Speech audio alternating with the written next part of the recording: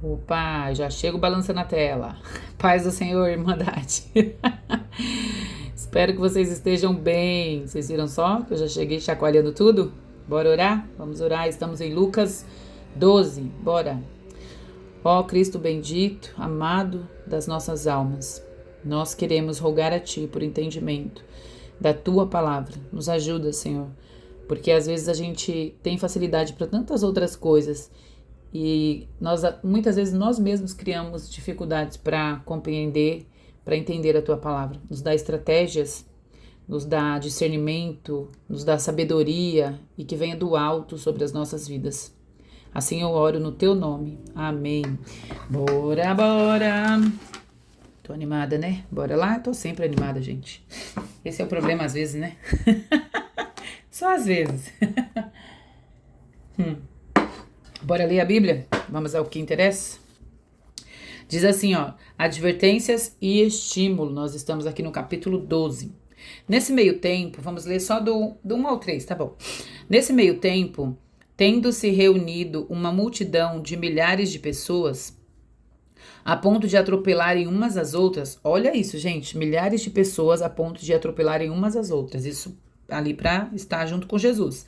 Jesus começou a falar primeiramente aos seus discípulos, dizendo: tenham cuidado com o fermento dos fariseus, que é hipocrisia. Olha isso, cuidado com o fermento dos fariseus, que é hipocrisia. Não, aí continua aqui, ó. Não há nada escondido que não venha a ser revelado, nem oculto que não venha a ser conhecido. Olha isso. Nada escondido que não venha a ser revelado. No 3 diz assim: o que vocês disserem no escuro será ouvido à luz do dia. O que sussurrarem nos ouvidos dentro de casa, olha isso, será proclamado nos telhados. Nossa. Vou até grifar aqui, hein? Eita lá. Que coisa, não? Aqui, Jesus está novamente com os seus discípulos e ele começa a falar, né, a pregar, e tem aquela, claro, a multidão, só que aqui é muita gente, né? Jesus apresenta uma advertência sobre os perigos desta vida. E aí ele começa falando até sobre o fermento dos fariseus. Ele mesmo explica que ele está se referindo à hipocrisia. Eu até escrevi aqui no rodapé, olha, mas como a letra... A letra é de médico, eu deveria ser médico. Eu ser médica. Ele tá falando, ele tá trazendo uma referência, né? Ele fala da hipocrisia, que é o fermento, é a hipocrisia, né? Dos fariseus. E eu até escrevi aqui no finalzinho, no rodapé da minha Bíblia, eu escrevi que máscaras, tá escrito aqui, máscaras, né? Significa aparentar ser o que não é, né? É tentar fazer uma imagem especial de uma postura que não corresponde à realidade.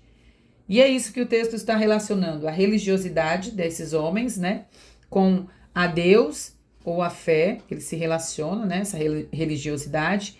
E o que vemos aqui, toda hora os fariseus queriam mostrar uma superioridade porque eles eram cumpridores da lei de Deus. Mas por dentro o coração deles não tinha Deus ali no centro, né? A gente vê isso o tempo todo. E aí a hipocrisia, né, leva a colocar essa imagem de pessoas perfeitas, cumpridores da lei. E isso acontece com a gente também. É que é mais fácil falar dos fariseus, né, do que a gente falar de nós mesmos. Mas isso acontece com a gente também, né? A gente quer parecer perfeito, quando na verdade a gente está mascarando as nossas falhas. Então nós precisamos pedir perdão a Deus e reconhecer os nossos erros, porque quando paramos de fazer isso, de querer parecer melhores e sermos verdadeiros, a gente para de justificar os próprios erros, né? No versículo 3, ele diz aqui, ó, que as coisas que estão no escuro, coisas escondidas, gente, sabe o que isso revela? Vida dupla. Pessoas que fingem ser o que não são, mantêm vida dupla, né? Do 4 ao 7, ele continua aqui, ó, no 4 ao 7, Jesus mostra a importância e o valor da alma, que nós precisamos nos preocupar com o valor da alma, porque aí ele diz assim, ó, temam aquele, ó, que depois de matar o corpo tem autoridade para lançar vocês no inferno. Então ele tá falando da alma, né? E aí ele vem terminando aqui, ó, vocês valem mais do que muitos pardais. Então ele nos ensina que nós devemos ter cuidado, porque a alma, sim, ela é importante, né? E a partir do 8 aqui, ele vai ensinar para nós que a gente tem que confessar a Cristo, que a gente não é agente secreto, né? confessar diante dos homens. Então ele vem falando sobre isso aqui e falando sobre os perigos, né? Nós aqui temos isso aqui é um perigo incorrer nisso, porque a gente tem conhecimento da Bíblia, tem acesso, tem facilidade, liberdade, e muitas pessoas nem sabem que a gente é cristão, né? E a gente tem que tomar cuidado com isso. Porque se a gente não está confessando Cristo, a gente não está apresentando Cristo, nem com as nossas atitudes. Porque muitas vezes a gente não precisa falar, né? A nossa atitude muitas vezes demonstra que a gente é diferente. E isso já é importante, né? Para beber água. E aí ele conclui essa parte falando aqui, ó, da blasfêmia contra o Espírito Santo. Aqui, ó. Diz que quem blasfemar contra o Espírito Santo não será perdoado. E o pessoal sempre pergunta sobre a blasfêmia do Espírito Santo, que resumidamente é a gente atribuir o poder do Espírito Santo como uma obra do inimigo, né? Isso faz a pessoa indesculpável. Ela culpada, não tem desculpa para ela. Porque quando você faz isso, você está atribuindo os feitos do Espírito Santo como se fosse obra do inimigo. Se você faz isso conscientemente, você sabe o que está fazendo, então isso daí é blasfêmia contra o Espírito Santo, não tem perdão. Nós já falamos bastante isso nos vídeos anteriores de Mateus e Marcos, né? Gente, Jesus está fazendo um convite a uma vida verdadeira, e é isso que ele vem revelando neste capítulo, né? Ele é a verdade. Nós precisamos tomar cuidado com as máscaras, fingimentos, com mentiras, com conversas ocultas, essa coisa de estar com uma vida dupla, sabe? Se escondendo. Então nós precisamos tomar cuidado com isso, e Jesus está fazendo um alerta aqui. Aí aqui do 13 ao 21, aqui ó, até o finalzinho, ainda passa para outra página, ele tá falando assim, a parábola do rico insensato. Vamos ler aqui só pra gente entender, eu não ia ler não, mas eu até grifei aqui, vamos ler, ó. Diz assim, alguém da multidão lhe disse, mestre, diz ao meu irmão que divida a herança comigo. Jesus respondeu, homem, quem me designou juiz ou árbitro entre vocês? Olha isso, ele quer que seja dividida a herança e fala pra Jesus e resolver essa parada aqui, né? E aí então ele lhe disse, ó, quem tá dizendo isso? Jesus.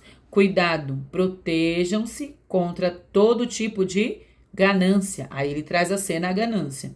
Porque a vida de um homem não consiste na quantidade de seus bens. Que coisa impressionante, né?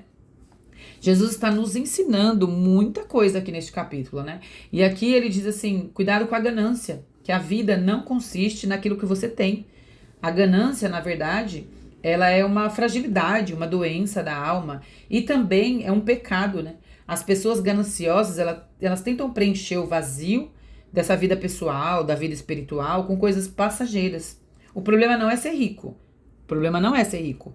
O problema é ser pobre para com Deus. O problema não é ter dinheiro. O problema é aquilo que você faz ou que você é em relação ao dinheiro. Nesse caso, ele citou claramente que esse rapaz aqui tinha que tomar cuidado com o quê? Com a ganância. E ele pedia para que o irmão dividisse a herança, que Jesus fosse falar isso para o irmão dele, né? Do 22 em diante, aqui, ó, não se preocupem, ele começa. Disse aos seus discípulos, por isso digo a vocês, não se preocupem com a própria vida, com o que haverão de comer. Então ele começa aqui, do 22 em diante, deixa eu ver só aqui os grifadinhos, pra gente começar e resumir e ir adiante. E ele diz assim, ó, não se preocupem com a própria vida, quanto ao que comer, o próprio corpo, o que vestir, tá vendo? A vida é mais importante que a comida, o corpo é mais importante que a roupa. Gente, o corpo é mais importante que a roupa e a vida é mais importante que a comida. Vocês têm, aí ele vem aqui, ó, vocês têm muito mais valor que as aves, porque ele fala, né, sobre as aves, os celeiros, e ele alimenta, né? Quem de vocês, isso eu achei impressionante, ó, quem de vocês, por mais que se preocupe, pode acrescentar uma hora que seja à sua vida? Olha isso, quem pode acrescentar? Por mais preocupação que você tenha, uma hora a sua vida. Visto que vocês não podem sequer fazer uma coisa tão pequena. Olha, isso para Deus é pequeno, para Jesus é pequeno. Então, por que se preocupar com o restante? Ele diz assim, eu posso dar a vida e eu posso sustentá-la, né? E por que vocês estão se preocupando com coisas para comer ou com roupas para vestir?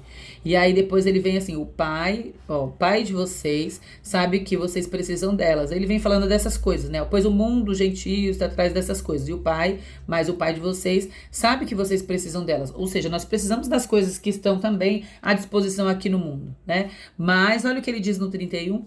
Busquem, pois, o reino de Deus e as coisas serão acrescentadas a vocês.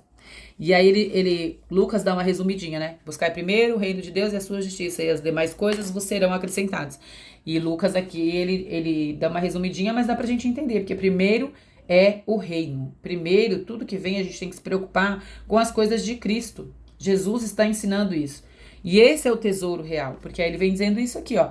Um tesouro nos céus, nós vamos ajuntar um tesouro nos céus. E ele conclui, pois onde estiver o teu tesouro, ali também está o teu coração. Se as coisas do alto são o nosso tesouro, o nosso coração está nas coisas do alto, nas coisas de Deus, né? Ele nos deu, ele nos chamou para isso, né?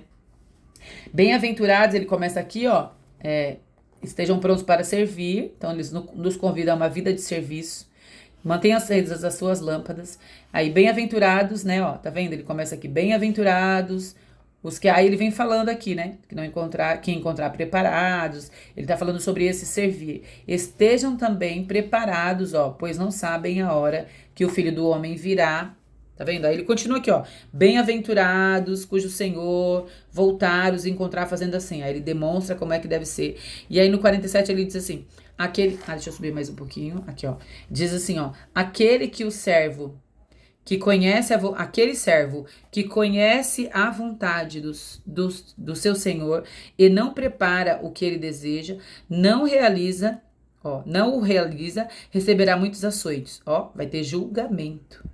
Para o servo que sabe, conhece e não faz, deixar de fazer vai trazer juízo. Aquele, porém, que não conhece e faz coisas merecedoras de castigo, receberá poucos açoites. Por quê? Porque não tinha conhecimento. E a quem muito foi dado, muito será exigido. A quem muito foi confiado, muito mais será pedido. Olha isso. O Senhor está falando que nós somos chamados a servir. Ele não nos chamou para ficar, como diz a minha mãe, com a cara para cima. Nós precisamos servir. Nós precisamos, ele vem dizendo depois dos sinais de tempos, viver em paz. Aqui os sinais dos tempos está aqui do outro lado. E aí vamos fazer essa leitura. Ele fala aqui, como que vocês distinguem o tempo e não sabem os sinais, né? Do tempo espiritual. E aí ele tá falando aqui de tempo espiritual, né? Quando ele fala do outro lado ali de sinais dos tempos. Então que a gente possa aplicar tudo isso. Tem bastante ensinamento nesse capítulo, gente. Que a gente possa aplicar tudo isso às nossas vidas. Ou uma parte que seja aos poucos e a gente ir inserindo isso nas nossas vidas, no contexto cotidiano, né? Não lançando primeiros pensamentos sobre as coisas daqui. Senão a gente só vai se preocupar e ficar doente, com crise de ansiedade, como tantas pessoas a gente tem visto doente, né? Nós devemos ter a fé que Jesus vai cuidar de nós. Por amor, ele se entregou, ele morreu uma morte de cruz e agora a gente tem esse acesso. O nosso coração precisa estar nele e esquecer aquelas coisas que a gente não consegue alcançar e resolver. E deixar que o Espírito Santo venha em primeiro lugar e o reino de Deus. E aí ele vai fazer justiça. E também sobre essas coisas terrenas que ele sabe que nós necessitamos. Ele sabe o que é melhor para nós. Louvado seja o nome do Todo-Poderoso. Amém.